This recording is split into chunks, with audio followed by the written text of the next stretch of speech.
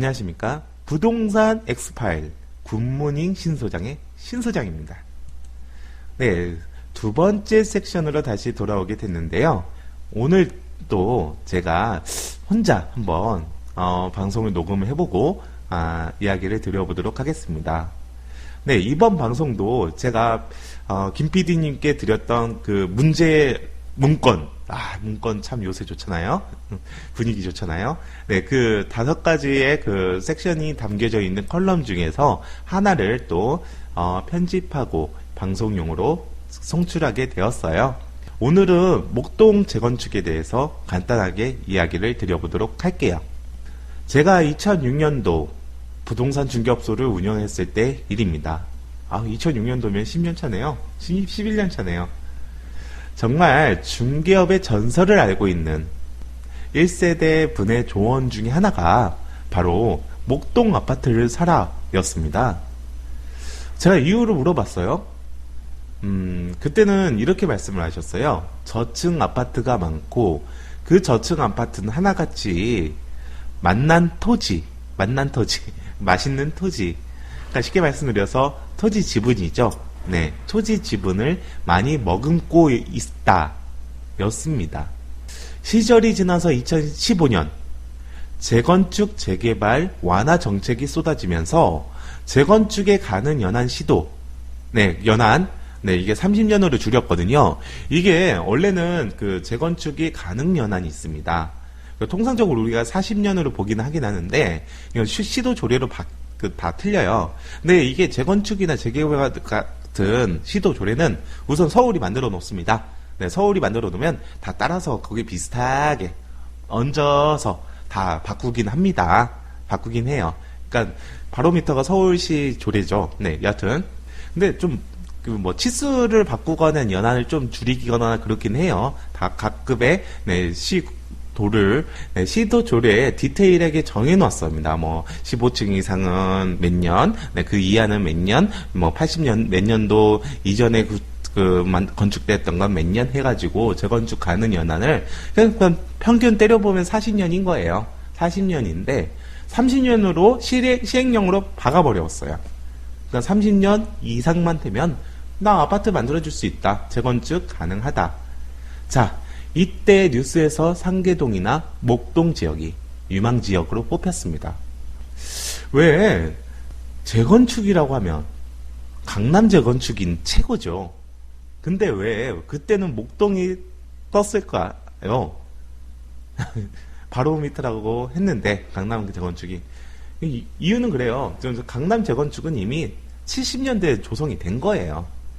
70년대부터 조성이 됐기 때문에 40년이 다 지났어. 그렇기 때문에 이 연한이 상관없게, 완화책에 상관없게 진행이 가능한 겁니다. 그렇기 때문에 그때 목동 신시가지 아파트 같은 경우에서는 진짜 2016년도에서 2018년도까지 이게 1단지부터 13단지까지인가요? 그게 또 14단지까지 그게 다 연한이 가는 거거든요. 그렇기 때문에 목동이 많이 뜬 겁니다. 그리고 목동이 또 뜬 이유, 지금 제가 이거를 말씀을 드리기 위해서 컬럼을 쓰게 된 건데요. 근데 갑자기 또 생각이 나는 게, 저는 음모론 그런 거 되게 싫어하거든요. 최순실 씨가 혹시 목동에 살지 않았나? 그냥 음모론입니다. 아니면 이렇게 목동만 딱 꼬집어서 죄송합니다. 여하튼 목동은 저층 아파트 및 용적률을 못 찾아 먹었던 아파트가 꽤나 있습니다. 우선은 용적률과 건폐율에 대해서 간단하게 얘기 드려보도록 할게요. 우리 부동산 개발업자분, 디벨로퍼, 즉 시행자분이죠. 시행사들, 항상 숙제 같은 거예요. 우리가 토지를 하나를 볼 때, 이거 우리가 건축을 한다. 아니면 우리가 공인중개사, 중개업자 입장에서는요, 우리가 단독주택을 중개를 한다. 라고 했을 때, 단독주택을 보면, 이건 주택이 중개가 되는 게 아니라 그 단독주택이 있는 토지를 중개하는 겁니다. 땅 중개예요. 그래서 단독주택들은 대지평당 얼마가 들어가는 겁니다. 즉, 수요가 말 그대로 단독주택을, 여기 좀, 리모델링 해서, 좀 깔끔하게 해서 거기서 여생을 살아야겠다라고 하는 게 아니라 빨리 뽀개가지고 빌라든 다세대 주택이든 뭐 원룸이든 만들자라는 수요가 많았기 때문에 그런 거예요. 그래서 단독주택 중개는 땅 중개다라고 보는 게 많다. 지주 작업이라고 하죠. 여하튼 네, 근데 되게 되게 많아요. 법률적으로 예를 들면은 평수에 따라서 틀리고요. 우리가 그 소방도로도 접도해줘야 되니까 그거에 대해서 깎이는 것도 있을 수도 있고, 사선 제한이 바뀌었나요? 김대중 정부 때 생긴 게 사선 제한이 있었는데 그게 좀 완화가 됐다는 게 있어요. 저는 공법 전혀 보지 않습니다. 자격증 따고 나서부터요. 근데 뉴스에서도 완화됐다고 하는데 그거 한번 봐야 될 것 같아요. 네, 여하튼 사선 제한이라고 해서 옆에 햇빛을 줘야 돼. 일조권도 줘야 되고, 그러면은 상대방 예를 들면은 도로가 접도돼 있으면 나머지 도로에서 사선으로 점을 쳐요. 근데 그거를 넘어서면 안 돼요. 그러면 옆에 일조권이나 풍향 같은 게 방해를 받기 때문에 그런 게 있어요. 그런 제한들로 인해서 깎이거나 아니면은 세대수가 줄어들거나 그런 경우도 많이 있어요. 그렇기 때문에 빌라 업자들이든 작게 말해서 빌라 업자들이든 아니면은 아파트를 건축을 하는 사람들이든 개발 시행자는 용적률하고 건폐율에 목숨을 걸 수밖에 없어요. 이거에서 또 모 씨는 용적률 오른다고 해서 가격이 오른다? 참 웃긴다고 하는데 그분이 시행을 한다고 들었긴 했는데 제가 시행을 한 사람이라면 그렇게 말할 수는 없습니다. 하나라도 더 분양을 할 수 있는 개체수를 늘리는 게 용적률하고 건폐율이 되게 중요하거든요. 그러니까 얼마큼 지을 수 있느냐라는 것 중에 용적률이라고 볼 수 있겠고, 용적률은 주거지역이나 일반 공업지역, 상업지역, 녹지지역 그런 데에서 다 틀립니다. 용적률이 다 틀려요. 물론 상업지역이 가장 높죠. 그렇기 때문에 용도 변경, 예를 들면 중공업 지역에서 상업지역으로 용도 변경한다고 하면은 떼부자가 되는 겁니다. 예전에 이거는 이렇게 말이 계속 이어가긴 하는데 우리 서울시 의원이 살인교사로 했잖아요. 네, 살인교사 해가지고 친구를 시켜서 좀 부자를 어떻게 했는데, 그 부자 분께서 시의원한테 돈을 주면서 요구를 했던 것이 바로 용도 변경입니다. 용도 변경은 힘들어요. 정말 힘들어요.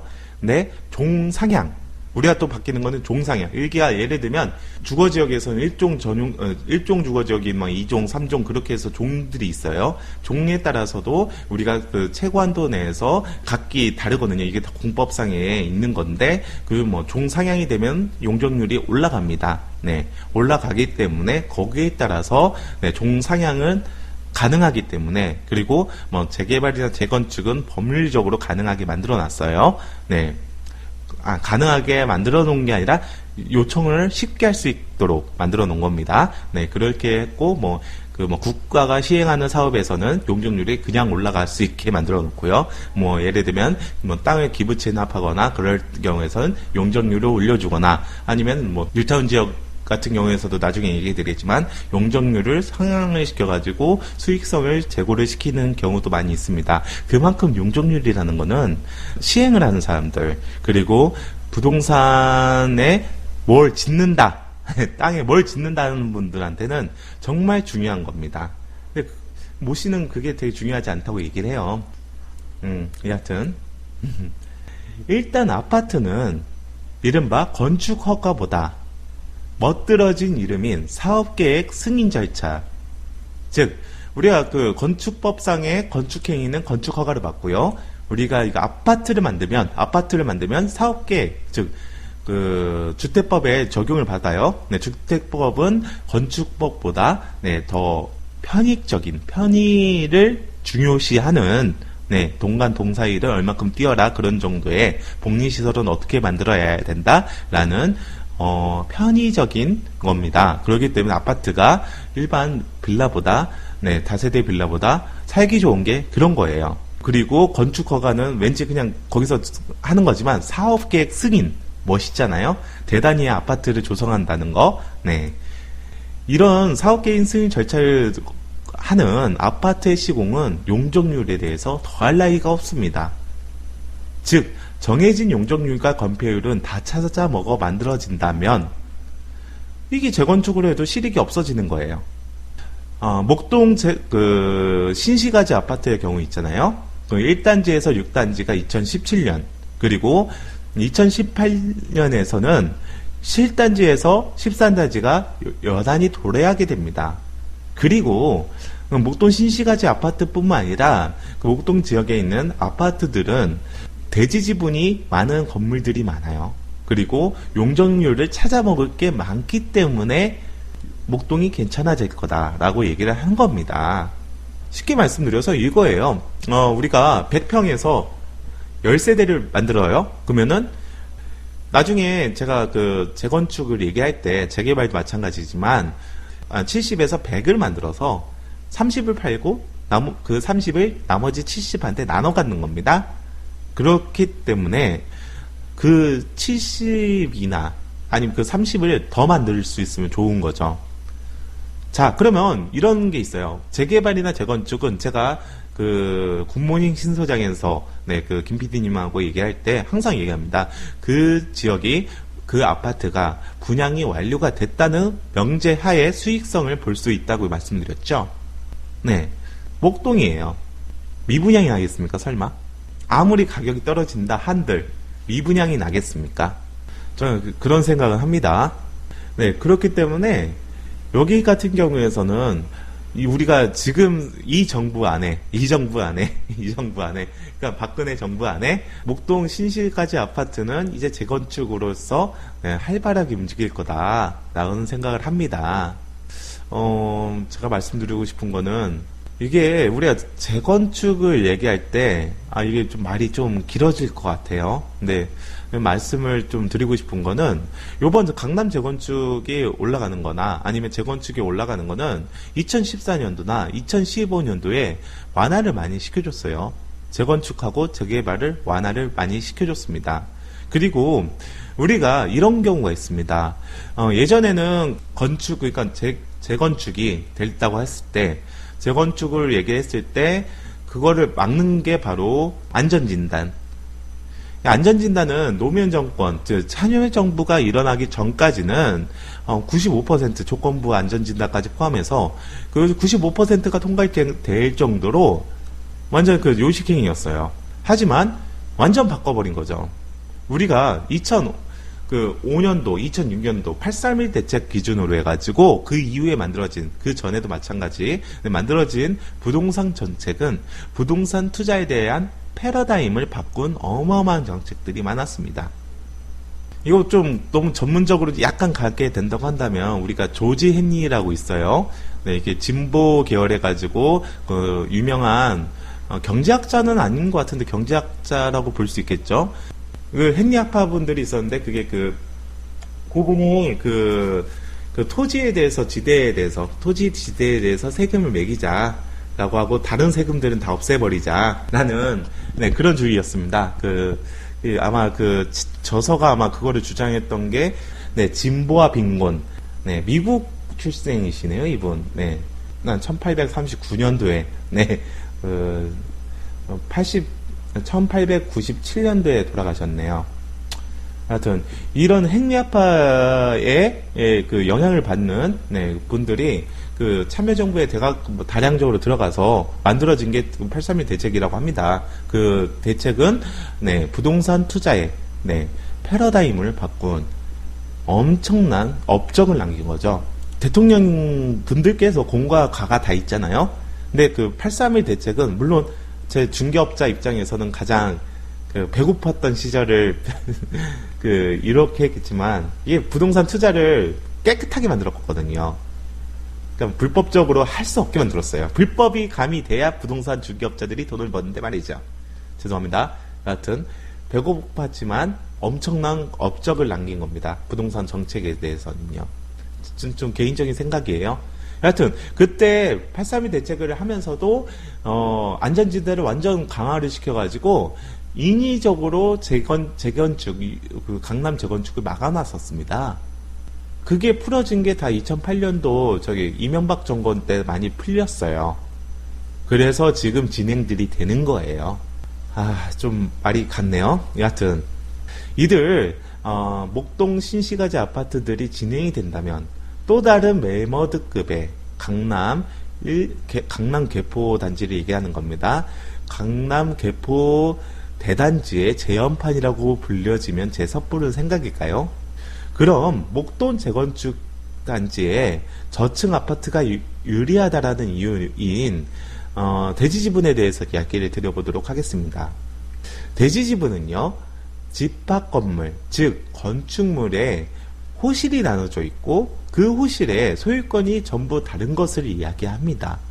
예를 들면 지금 아파트도 집합 건물이죠. 네, 집합 건물이고 그리고 빌라들도 집합 건물이고요. 상가가, 그러니까 우리 강남권에 있는 일반 빌딩들은 빌딩 거래를 하면 그거는 집합 건물이 아닙니다. 한 사람의 소유죠. 하지만 우리가 뭐 상가 시설 하나 1층을 분양을 받았다. 그거는 집합 건물입니다. 호실이 나눠져 있고 그 호실의 한 건물 안에 그 소유자가 다르면 집합 건물이라고 볼 수 있겠고요. 네, 집합 건물은 대지 지분이라는 게 있습니다. 우리가 부동산이라는 거는 토지 위에 올라가는 거잖아요. 네, 민법상의 부동산은 토지와 그 정착물을 얘기합니다. 네, 민법은 잘 못해요. 여하튼, 네, 그 정착물인 그 집합 건축물도 토지 지분을 가지고 있어야 됩니다. 쉽게 말씀드려서 이거는 그냥 대략적으로 말씀을 드리는 겁니다. 100평 위에 10세대가 있다. 다세대 빌라 10세대가 있다. 그러면은 그 명목상에서는 그 100평에 10평씩 10세대가 가지고 있는 겁니다. 자, 그러면 대지 지분이 많다라고 하는 거는 그만큼 더 올릴 수 있는 여지가 있다는 거죠. 물론 다양한 여러 가지의 그 사항 변수 그리고 그 사항을 따져봐야 되겠지만 여타의 용적률이나 그런 걸 따져봐야 되겠지만 우리가 단순 생각하기에는 그러니까 많은 토지에 조금 올라갔다는 겁니다.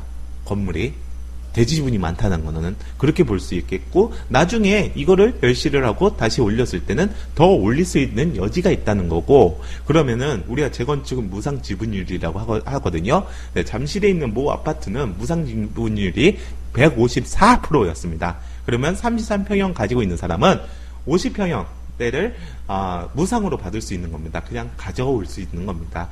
자기 부담금 없이요. 네, 그거는 대부분 시공사 선정을 할 때 시공사들이 던져놔요.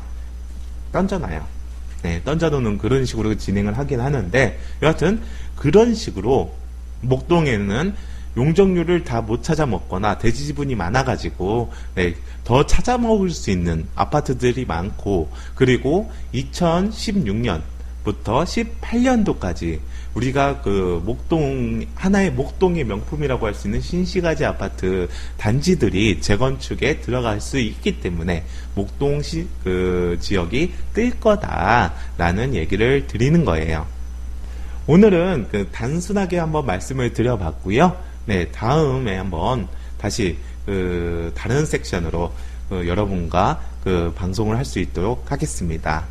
네, 부동산 엑스파일 굿모닝 신소장의 신소장이었습니다. 감사합니다.